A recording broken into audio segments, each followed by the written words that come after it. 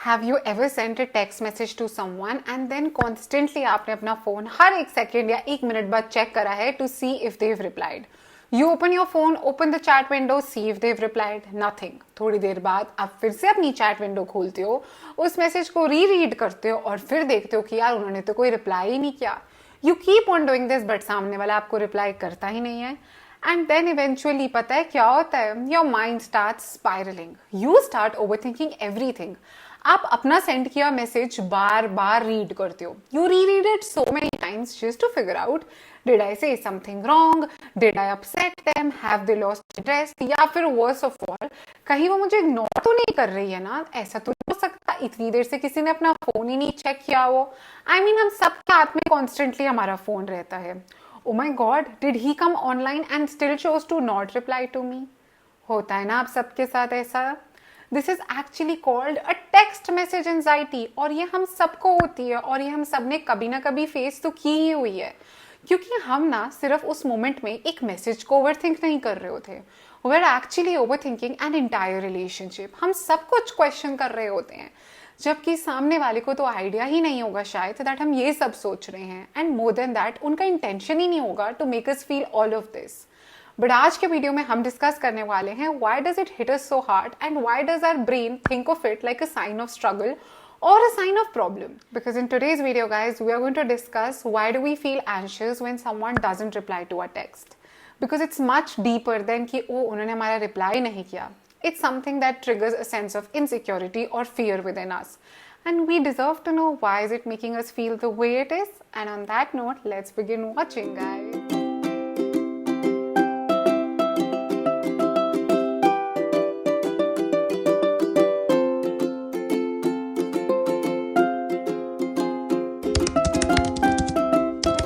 One guys that we tend to do this is that because our brain actually does not like uncertainty.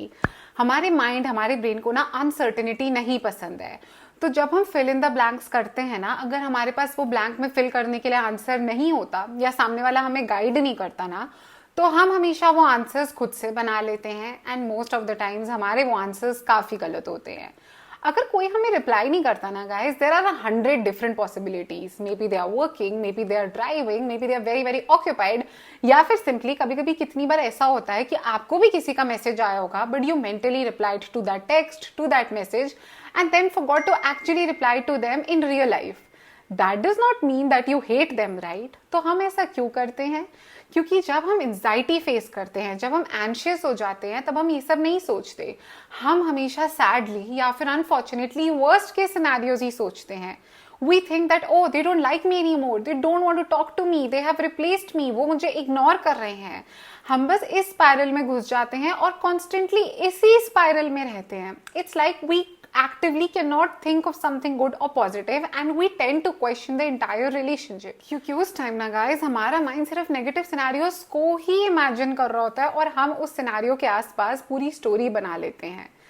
Actually reality में fact क्या होता है? Fact तो बस इतना सा है that this person hasn't reply to my text, but हम उस फैक्ट के अराउंड पूरी स्टोरी बना देते हैं। और आपको पता है उस स्टोरी में हम क्या क्या सोचते हैं?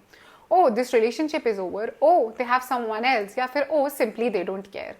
जबकि ऐसा कुछ तो हुआ ही नहीं होता। It's like we are creating problems that don't even exist. Sometimes the anxiety we face isn't actually even about the text.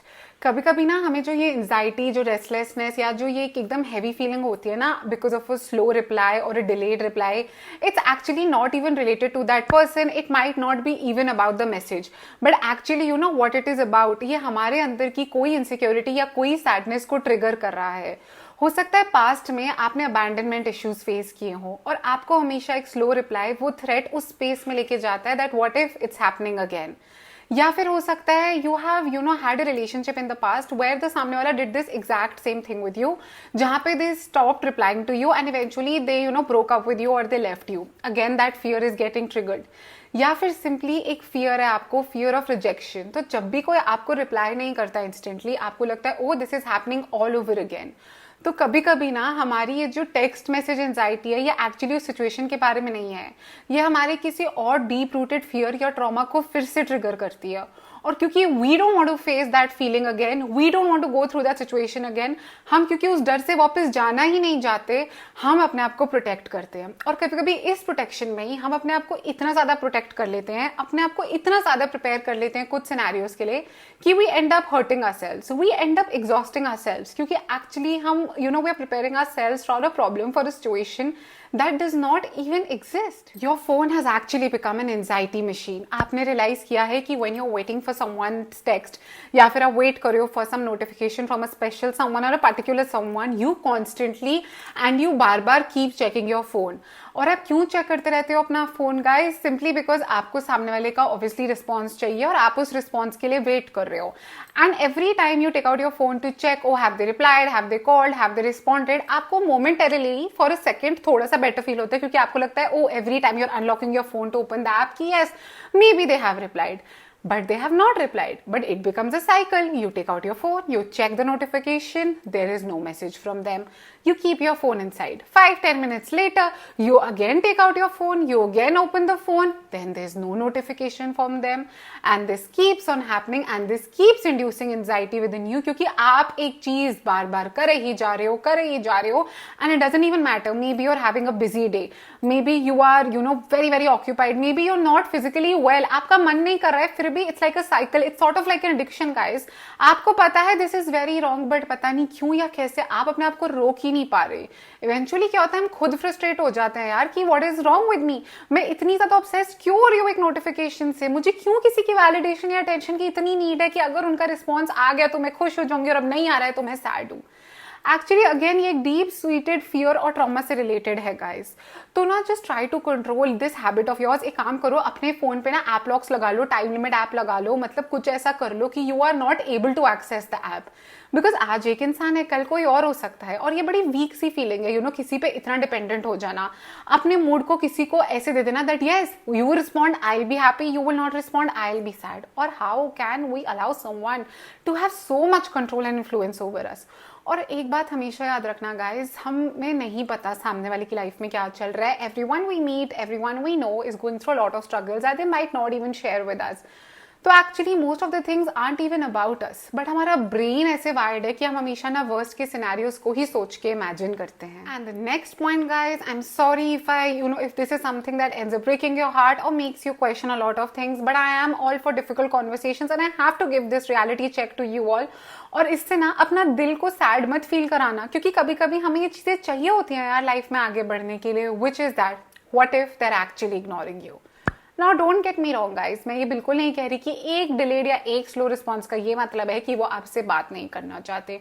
No not at all, ऐसा मैं बिल्कुल नहीं कह रही। बट व्हाट इफ एक्चुअली वो डिस्टेंट हो रहे हैं, या फिर क्या पता उनकी वो हेड स्पेस ही नहीं है, क्या पता उनको मजा आ रहा है to get themselves chased, they like to make you feel restless and uncomfortable, they like the attention you give it to them when they're not responding to you. What if they actually do not want to continue the bond the way it was? अब ये आप कैसे identify करोगे? सिर्फ एक या दो बारी से नहीं होता, ये तब होता है जब एक पैटर्न होता है। यू कैन सी, आपको दिख रहा है कि यार ये एक बार की बात नहीं है, ये रोज हो रहा है, ये एक पैटर्न है और कॉन्स्टेंटली इस पैटर्न में I am chasing this individual for their attention, for their response. So if something like this is happening, then you need to confront and talk to them about it. क्योंकि guys, अगर वो नहीं चाहते इस bond को continue करना, तो आपको क्या चाहिए? I'm sure you're such an amazing soul, you will attract better relationships. But then again, मैं ये हमेशा कह रही हूँ और फिर से कह रही हूँ, do not make such a massive assumption on a small incident or even 2-3 incidents. But you will have to take a step when you realize this is an everyday thing, this is a pattern, and you've let it slide way too many times. Have the conversation, and ज़्यादा से ज़्यादा क्या होगा? Either you will lose the bond, but what if you end up saving the bond? And what if you actually end up making space for someone new, someone who deserves the special key to your heart? The next thing, which is actually going to be a game changer for you guys, is ask yourself, what do I actually know right now in this moment about that person? अब वो मुझे slow reply क्यों कर रहे हैं? मुझे ये तो नहीं पता वो मेरे साथ बॉन्ड खत्म करना चाहते हैं, मुझे ये भी नहीं पता वो मेरे से गुस्सा है, मुझे कुछ नहीं पता, तो मैं क्यों अज्यूम कर रही हूँ? मैं हमेशा हर चीज को नेगेटिवली क्यों इंटरप्रेट कर रही हूँ? और हमारी जो एंजाइटी होती है ना, उसका सबसे बढ़िया फीचर पता है क्या होता है? वो एक टॉक्सिक फ्रेंड की तरह होती है। वो हमेशा ही फैक्ट्स को मिस इंटरप्रेट करके हमारे सामने मिस रिप्रेजेंट करती है। तो वो चीजों को इतना आउट ऑफ प्रोपोर्शन ब्लो कर देती है गाइस, जितना होता ही नहीं है। मतलब हमारा ब्रेन फालतू में ओवर टाइम काम कर रहा होता है for scenarios that are not even going to happen. तो नेक्स्ट टाइम आप किसी ऐसी सिचुएशन में हो जहां आपको लग रहा है आपकी एंजाइटी काफी ज्यादा ट्रिगर हो रही है ना, बस अपने आप से इतना पूछना, What do I do about this situation right now? क्या ऐसा कुछ हुआ है? अगर आपको लग रहा है ना नहीं यार ऐसा कुछ नहीं हुआ है, मैं बस फालतू में कुछ भी सोच रही हूँ, तो बस वहीं आपने अपने आप को चेक करना है और अपने स्पाइरल को खुद ही रोकना है। क्योंकि गाइस एक बार आप अपनी एंजाइटी को डराना शुरू कर दोगे ना, वो वैसे ही आप पे अपना कंट्रोल कम कर लेगी, बिकॉज दे विल रियलाइज यार ये मुझसे नहीं डर रही, इनफैक्ट ये मुझे डरा रही है। And that's with everything in life. जब हम डरना बंद हो जाते हैं ना, जब हम स्ट्रांग हो जाते हैं, तब सामने वाला खुद ही पीछे हट जाता है, बिकॉज दे नो यार ये अब अपने लिए स्टैंड लेगी, she is going to protect herself, it's better that I leave. तो मैं भाग जाता हूँ यहाँ से। And the last thing guys, and this is something I really want you to work on, is that do not make or center your entire day around that person's responses. Do not be like make your entire day be a game of waiting कि आप constantly उनके reply के लिए wait करते हो, phone check करते हो, reply देखते हो, आया तो बढ़िया, नहीं आया तो oh my god I'm sad, and ask yourself that why am I so obsessed with waiting for that reply? क्या ही हो जाएगा? Why is my mood on this scale where oh if they have replied I'm happy, but if they've not replied I'm very very restless? Go do your work, go work out, meet your friends, chill करो, कुछ भी मत करो, जो करना है करो, बस पूरे दिन में इस वेटिंग गेम को नहीं खेलना है। इनफैक्ट ये एक अनहेल्दी हैबिट है, एक अनहेल्दी पैटर्न, और आपको इस पैटर्न को खुद ही ब्रेक करना है। तो इंस्टेड ना आप अपना माइंडसेट शिफ्ट कर लो, अपने आप से ये पूछो that why is my worth dependent on their response. मुझे क्या फर्क पड़ रहा है कि वो कितनी जल्दी या कितना स्लो रिप्लाई कर रहे हैं? मैंने अपनी सेल्फ रिस्पेक्ट, सेल्फ वर्थ या लाइफ में हैप्पीनेस इस इंसान के रिस्पॉन्स के साथ क्यों टाई कर ली है? ऐसी मेरी कौन सी नीड है जो मुझे इस इंसान के रिप्लाई से फुलफिल्ड मिलती है? ऐसा क्या पावर है जो इस इंसान के मेरे ऊपर है? अच्छा, इज इट बोथ वेज? क्या मैं ही इतनी इन्वॉल्व हूं या सामने वाला भी इतना इन्वॉल्व है? And if it's just one sided तो why am I so invested? Even if it's both sided तो सिर्फ मैं ही इन्वेस्टेड हूं क्या? डज द सामने वाला not know that I don't like slow responses? इन छोटी छोटी चीजों को क्वेश्चन करो, अपने लिए क्वेश्चन करो, बिकॉज आपको वो अवेयरनेस और वो पर्सपेक्टिव और माइंडसेट शिफ्ट चाहिए। And trust me guys, once you learn to call your power back to yourself ना, सब चेंज हो जाता है और wonderfully चेंज होता है, because you get to know so much. And guys, this is all a part of a bigger cycle. ये सिर्फ एक मैसेज या सिर्फ एक इंसान की बात नहीं है. It's something much more deep rooted, and we need to question it. We need to break that entire cycle because you deserve to have a life that's easy, that's peaceful, that's not as chaotic, and that's in your control. And with that guys, we come to the end of today's video. This topic was a bit different, but it was something which is so, I feel it's so relatable, so generic in the sense कि हर किसी के साथ ये होता है. I have so many times my friends, you know, talking to me about all of this, and I felt कि यार इसके बारे में तो आप लोगों से बात करना भी काफी जरूरी है.